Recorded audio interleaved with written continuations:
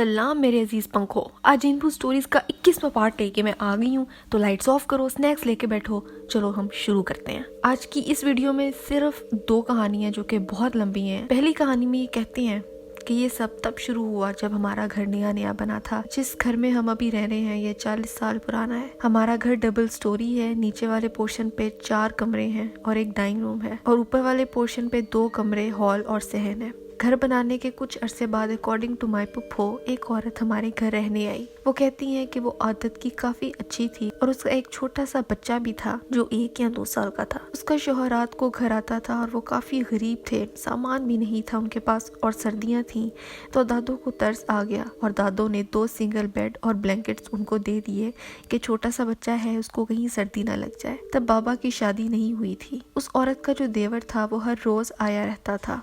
दादा लोगों को ये बात बिल्कुल भी अच्छी नहीं लगती थी, क्योंकि सब पुप्पो जवान थी, तो रात को अक्सर जब खाने के बाद छत पे वॉक करने के लिए जाती थी तो वो औरत अपने बच्चे को जमीन पर लटा के कुछ ना कुछ मुंह पे पड़ती रहती थी। दादो को शक होने लगा तो दादो के पूछने पर कहती है कि ऐसा कुछ भी नहीं है। उसके बाद दादो की तबीयत खराब रहने लगी और वो काफी सीरियस हो गई। बाबा ने उनको बोला कि आप लोग घर छोड़ के चले जाओ, तो वो कहते हैं कि हम नहीं जाएंगे। तो फिर बाबा के गुस्से से बात करने पे वो लोग राजी हो गए। जाते हुए कहने लगे कि आप लोग अपना घर अच्छे से देख लेना। और उसके बाद क्या था, घर चेक किया तो दीवारों में से, खिड़कियों में से, पंखों में से तावीज निकले।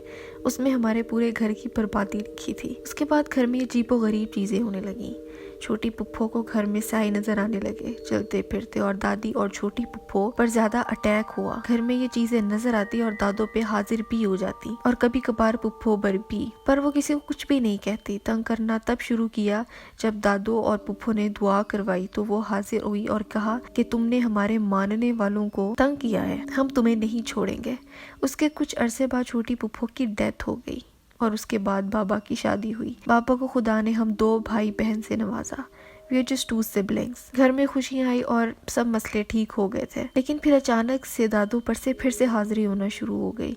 पर अब वो बहुत तंग करती थी। हम छोटे थे तो अक्सर जब उनमें वो हाजिर होती थी तो बोलती थी मुझे भी इन बच्चों के साथ खेलना है, हमारे पास बच्चे नहीं हैं, हमें अपने बच्चे दे दो। ऐसे दादू की हालत काफी खराब होती, जुबान कट जाती और रात को उठना, हंसना, डरना और बहुत कुछ होता। आफ्टर ऑल दैट दादू की भी डेथ हो गई और उसके बाद जैसे घर में से बरकत ही खत्म हो गई हो। उसके बाद चौथे नंबर वाली पुप्पो की शादी हुई। खुदा ने उनको एक बेटी से नवाजा और उसके पैदा होने के बाद पुप्पो अचानक बीमार रहने लगी। उसकी सास कहती है कि ये पागल हो गई है, रातों को उठ के रोती फजूल हंसती, तो दादू उनको घर ले आई। पर उनके शौहर बहुत अच्छे थे, काफी साथ दिया उनका, आखिरी सांस तक उनके साथ रहे। मुझे आज भी याद है कि जब ये वाली पुप्पो लाई तो हम ऊपर वाले पोर्शन पे रहते थे। उसके बाद ऐसा होता था कि पुप्पो रात को रोती, हंसती और अचानक बेहोश हो जाती। आहिस्ता आहिस्ता चीजें और बिगड़ गईं। पुप्पो को 3 नंबर वाली पुप्पो जो है वही संभालती थी। एक दिन बाबा घर नहीं थे, दोनों हैदराबाद गए हुए थे, तो मामा किचन में रोटियां बना रही थी कि लाइट चली गई। मैं रूम से उठी और उनके पास किचन में चली गई। पुप्पो के कमरे से चीखने की आवाजें आ रही थी। बड़ी पुप्पो कहती हैं कि अंदर मत आना, और मैं मामा के पास खड़ी रही। कुछ देर बाद अंदर से आवाज आई कि 1 गिलास पानी देना, तो पुप्पो कहती दरवाजे से देख के पीछे हो जाना। मैंने कहा ठीक है। मैं गिलास लेके अंदर गई तो छोटी पुप्पो बेड पे लेटी थी, बिल्कुल नॉर्मल। बड़ी पुप्पो जैसे ही गिलास पकड़ने के लिए आगे हुई तो छोटी पुप्पो किसी हवाई चीज की तरह आई और उन्होंने मेरा हाथ पकड़ लिया। बड़ी पुप्पो ने बड़ी मुश्किल से छुड़वाया और कुछ देर बाद रात को 12 बजे वो चीजें पुप्पो पर हाजिर हुई। तो पता लगा कि वो 1 या 2 नहीं बल्कि पूरा लश्कर, मतलब बदरूहों का पूरा खानदान है। तो जब भी दुआ करते और उनको शीशा दिखाते तो वो चीखें मारती और अपना मुंह छुपा लेती, और उसी रात उनकी जुबान कट गई। 5वें नंबर वाली पुप्पो का छोटा बेटा ये सब चीजें देख लेता था। तब वो 4 साल का था, तो कहता था आप ही वो देखें। वो बच्चा मुझे बोल रहा है कि आ जाओ खेलें, और उसकी मामा भी उसके साथ हैं, पर वो डरता ना था। आहिस्ता आहिस्ता पुप्पो की हालत और बिगड़ गई। पेस्टर्स आते, दुआ करते और चले जाते। जब उनके आखिरी दिन चल रहे थे तो हमारे पोर्शन पर साफ चलने के बच्चों की हंसी की आवाजें आती थी। एक दिन मामूल के मुताबिक सब सो रहे थे तो हमारे घर में इतना खौफ हो गया था कि अपने अपने रूम्स होने के बावजूद हम एक ही रूम में सोते। उसके कुछ 3 दिन बाद पुप्पो की डेथ हो गई और फिर घर में वही सब कुछ साफ नजर भी आता। 2 औरतें, आदमी, उनके बच्चे और भी बहुत थे। वो घर में डर का माहौल था। उनकी डेथ की 1 रात पहले जब पेस्टर्स उन पे प्रे की तो उनका का कहना था कि हम सब ये ड्राइंग में से ही आए हैं। वो ड्राइंग मेरी खाला ने बनाई थी जब वो आई थी, तो उसमें आदमी भी थे, औरतें भी थी और बच्चे भी थे। पर जब वो चीजें हाजिर हुई तो उस ड्राइंग में कुछ ना था और घरों पर ताले लगे थे। फूफो की डेथ के बाद दादा की भी डेथ ऐसे ही हो गई और हॉस्पिटल में डेथ सर्टिफिकेट पे हार्ट अटैक लिखा था। मेरी दादू की डेथ मेरी पुप्पो की डेथ के 5 साल बाद हुई और जबकि दादो को मरे हुए 5 या 4 साल हो गए हैं, तो 2 साल पहले ये सब मेरे साथ होना शुरू हुआ। रात के टाइम पता नहीं क्या टाइम था, अच्छे से याद नहीं, शायद 2:30 थे। मैं मामा के साथ सोई थी। हमारे बेड के साथ ही सोफा था, उस पे एक औरत जो बिल्कुल रेड कपड़ों में बैठी थी। मैं आपको बता दूं कि वो स्लीप पैरालिसिस नहीं था। मैं उठ के बैठी तो वो स्टिल उधर ही थी। मैं मामा को उठाने की कोशिश भी की पर वो नहीं उठी। आफ्टर दैट मैं रो रो के दुआ करनी शुरू कर दी और वो जो कोई भी थी वो गायब हो गई। मेरे साथ ऐसे वाकयात होना शुरू हो गए जिसपे मेरा बीपी प्रॉब्लम हो गया था, सर में शदीद दर्द रहता था। जब हॉस्पिटल लेके जाते तो सब कुछ नॉर्मल होता और मिनी माइग्रेन अटैक्स भी होते रहते थे। ये कोई महीना पहले की बात है। मामा संडे को नानो घर गई। मेरा और मेरे भाई का एक ही रूम है तो हम सो रहे थे। वो कोई 8 बजे उठ गया और कंप्यूटर रूम में चला गया, कंप्यूटर यूज करने लगा। बाबा किसी काम से अनारकली चले गए और मैं 9 बजे उठी तो सब ठीक था। 10 मिनट के अंदर अंदर ही मेरे सर में शदीद दर्द होना शुरू हो गई और मैं हिम्मत करके अपने कमरे से बाहर आई। सीढ़ियों पे देखा तो चच्ची खड़ी थी, उनके पास गई और उनके गले लग के रोना शुरू हो गई और काफी ज्यादा। इतने में ही पुप्पो भी आ गई और मैं उनकी बाजुओं में बेहोश हो गई। पुप्पो ने भाई को आवाज दी कि ये देखो इसको क्या हो गया है। मेरी हालत देख के सब डर गए और पुप्पो और भाई मुझे हॉस्पिटल ले गए। इतने में चच्ची ने पहले ही मामा को फोन करके बता दिया था कि इसकी तबीयत बहुत खराब हो गई है तो करीब ही हॉस्पिटल लेके जा रहे हैं, तो आप भी वहाँ पहुँच जाओ। हम हॉस्पिटल पहुंच के हमने स्लिप बनवाई, नर्स ने ड्रिप लगाई, बीपी चेक किया तो BP was very high. After that injections लगा के पता नहीं कैसे बट डॉक्टर्स ने भी गलत वे में इंजेक्शन लगा दिया और मुझे मामू और मामा और नानू के घर ले गए। हम भी घर जाने लगे तो घर जाते जाते मुझे और मामा को काफी तेज बुखार भी हो गया। हम अपने घर पहुंचे, अपने अपने कमरे में जाके सो गए। ये चीजें नजर आती पर तंग नहीं करती थी। एंड में मैं ही बची, हमारे घर की इकलौती बेटी, तो अब वो सब मेरे पीछे आने लगे। जब भी हम मिलके दुआ करते तो मैं दुआ उठ जाती और जाके सो जाती। और ये हफ्ता पहले हमारे नानू के घर पेस्टर्स आए, उन्होंने प्रे की और ये चीजें मुझ पर भी हाजिर हुई और ये बोला कि हम वही हैं जो इनके सारे खानदान को ले गए, अब ये बची है तो इसको भी ले जाएंगे क्योंकि हमारे घर कोई बच्चा नहीं। आई एम 17 और मेरा वेट मार्च में 65 kg था और अब मेरा 42 kg रह गया है।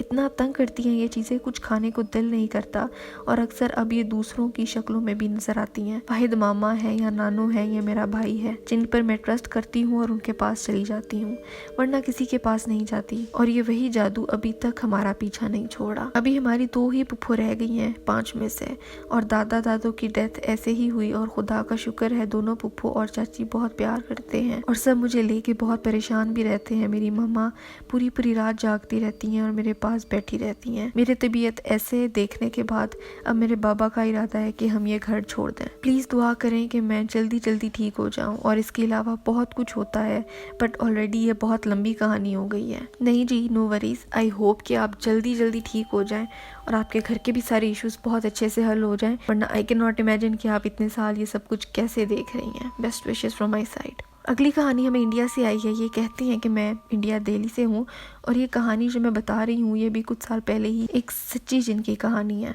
मेरी मामा की तबीयत ख़राब हो गई थी कुछ साल पहले, उन्हें हार्ट अटैक आया था और दोनों किडनीज भी बहुत हद तक ख़राब हो गई थी। हमें घर में थोड़ी परेशानी हो रही थी, घर चेंज करना था। ताया अबू का घर एक हवेली थी, उसके बराबर में घर था। उनकी 4 बेटियां हैं, मेरी किसी भी बहन की शादी नहीं हो रही थी। ताया अबू और ताई अम्मी ने कोई मौलानाओं को घर में बुलाया, बड़े बड़े आलिम आए। उनके घर में आते ही सब घर में कदम रखते ही बेचैनी फील करते और उन्हें बोलते कि इस घर में बहुत जिन्न है जो यहाँ से इन्हें रुखसत नहीं होने देंगे। इस छोटे से घर में जिनों का पूरा गांव है, आप ये समझे यहाँ जिनों का बसेरा है। अगर आप इनकी शादी करवानी है तो आपको यहाँ से निकलना पड़ेगा। ताया अबू ने उस घर में ताला लगाकर रेंट पर पास में ही घर ले लिया और वहाँ रहने लगे। इस बीच वो घर खाली था। अम्मी की तबीयत खराब हुई तो ताया अबू ने वो घर हमें थोड़े टाइम के लिए दे दिया क्योंकि हमारा अपना घर बन रहा था। उन्होंने हमें पहले ये जिन्नों वाली बात नहीं बताई थी क्योंकि उन्हें पसंद नहीं था कि कोई उनके घर से डरे या कोई कुछ बोले। हम उस घर में गए। एक बड़ा सा मेन डोर से घुसते ही आंगन था जो खुला था। ऊपर की छत नहीं थी, सिर्फ आसमान था और सामने शीशे के दरवाजे की बड़ी सी दीवार थी और अंदर आपस में जुड़े 2 कमरे और आंगन में वॉशरूम और किचन स्टोर रूम से जुदा था जो कि रूम से जुड़ा था। ताया अबू थोड़े साल पहले ही वो घर तुड़वा के बनाया था। उस वक्त किचन में से 100 मटके उल्टे निकले जो कि अस्थियों के मटके थे। एज हम मुसलमान हैं, चीजों का हमें इल्म तो नहीं था। ताया अबू ने वो खोल कर देखे और उनमें जो भी था उसको नदी में बहा दिया था। उनकी सबसे छोटी बेटी को शुरू से ही आर्ट एंड क्राफ्ट का बड़ा शौक था, तो आपी ने उनमें से बचपन में से आकर 2 मटके उठाए और उनमें जो भी था वो घर बन रहा था उसके मलबे में डाल दिया और किसी ने इन बातों पर ध्यान भी नहीं दिया क्योंकि आपी अपना सारा सामान छुपाकर अपनी अलमारी में रखती थी। हम जब वहाँ शिफ्ट हुए तो बहुत अजीब अजीब आवाजें आती थी। शीशे के दरवाजे वाले रूम में सोते थे जिसमें स्टोर रूम भी था और बाहर का सब दिखता भी था। आंगन और बाकी सबको कोई मेन डोर पर खड़ा दिखता था जबकि हम सब वहाँ ही होते थे। हम कहीं से आने के बाद घर में घुसते ही जैसे सामने देखते थे रूम की साइड में साफ साफ एक काला साया हर कमरे के कोने में दिखाई देता था। एक बार दोपहर का वक्त था, मैं मामा के साथ बाहर के रूम में बैठी थी और खुद मैं डोर लॉक करके आई थी। हम बातें कर रहे थे कि अचानक से मामा चीखी और मैं डर गई। हमने देखा तो शीशे के दरवाजे पर एक बुरखे में तकरीबन कम से कम 120 साल की औरत दिखी। सफेद स्किन, बिल्कुल छुरियां चेहरे पे, अजीब सी डरावनी शक्ल। वो अंदर कैसे आई हमें नहीं पता। वो शीशे से चिपकी हुई थी और घर में मामा और मैं ही थे। उस वक्त भाई हॉस्टल में रहता था और पापा बाहर गए हुए थे। वो अंदर की साइड स्टोर की तरफ देखकर हंसने लगी और मामा बहुत ज्यादा डर गई। उसे बाहर निकाला और उसको बाहर निकालने के ठीक 10 सेकंड के अंदर अंदर गेट नॉक हुआ और बाबा आए। मामा ने रोते हुए डरते हुए बाबा से बोला कि आपने देखा उसको, वो कैसी थी, पता नहीं कहाँ से आ गई थी। मैं और मामा हम दोनों ही बहुत डरे हुए थे। पापा ने पूछा कौन, तो हमने बोला आपको जीने में से मिली होगी ना। पापा ने बोला कि मैं तो नीचे खड़ा था, जीने में तो कोई नहीं था। हम दोनों शॉक रह गए। इस बात को भुला भी नहीं पा रहे थे कि रमजान आ गया। पापा ने मम्मी के नाम का सदके का बकरा कटवाया। घर में खानदान वाले थे। मम्मी को देख के सब चले गए। रात का वक्त था, मैं वॉशरूम गई। मुझे वहाँ कहीं ऊपर छत पर से दीवारों के अंदर से निकलती हुई मोटी सी किसी पेड़ की कोई झाड़ थी। वो पूरे वॉशरूम में फैली हुई थी। मम्मी बोलती थी कि उन्हें टच नहीं करना। मैं ना समझ थी। मैंने उस दिन उनमें से एक को खींच कर उखाड़ने की कोशिश की तो अचानक से वॉशरूम की लाइट बंद हो गई। मुझे ऐसा लगा पीछे की तरफ से कोई खींच रहा है। मैं बाहर निकली और अपनी कजन को जाके बोला कि आपी वो कोई है अंदर, वो खींच रहा है। आपी डर गई। उन्होंने मेरी कमीज ऊपर करके देखी तो नाखूनों के बड़े बड़े निशान थे। हम अंदर गए तो कोई नहीं था। मैं अपने कमरे में अंदर गई और लेट गई। पूरी रात हो गई। कभी स्टोर रूम में से किसी के पुकारने की आवाजें आती थी तो कभी कोई झांकता हुआ दिखाई देता। मैं सुबह तक जागती रही। पूरी रात आपी ने आयतुल कुर्सी पढ़कर दम किया। सुबह जाकर फिर जब सूरज निकला मैं तब सोई। ईद के दिन हम लोग नानी के यहाँ गए थे।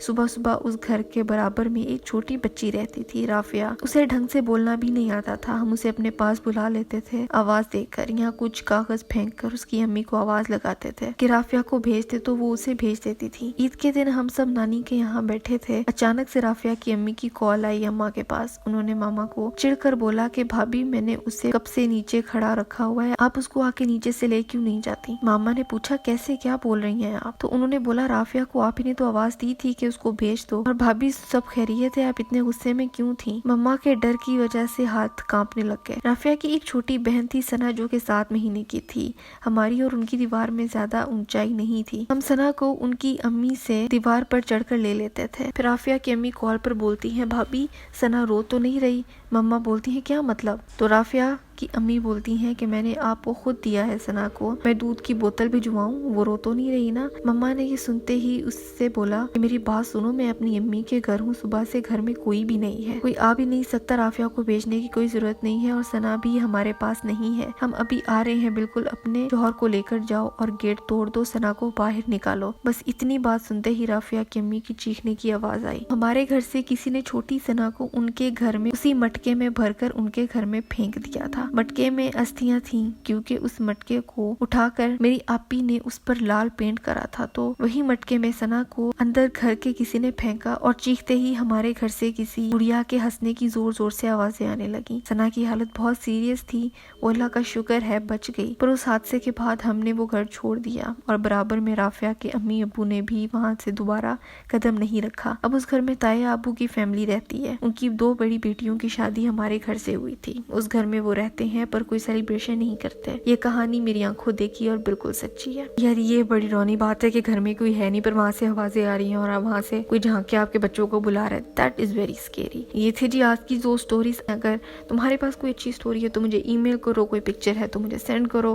انسٹاگرام پہ مجھے مت سٹوریز بھیجا کرو, میں وہاں سے نہیں پڑھتی. مجھے ای میل کرو بالکل یہاں پہ. اور آج کے لیے بس اتنا ہی تھا. میری لاسٹ ویڈیو یہ یہاں دیکھو, سبسکرائب یہاں کرو. میرا دوسرا چینل ہے گول روٹی, اس کو بھی سبسکرائب کرو. اگلی ویڈیو کون سی ہونی چاہیے مجھے بھی بتاؤ, اور میں ملتی تم سے اگلی ویڈیو میں ایک نئے ٹاپک کے ساتھ.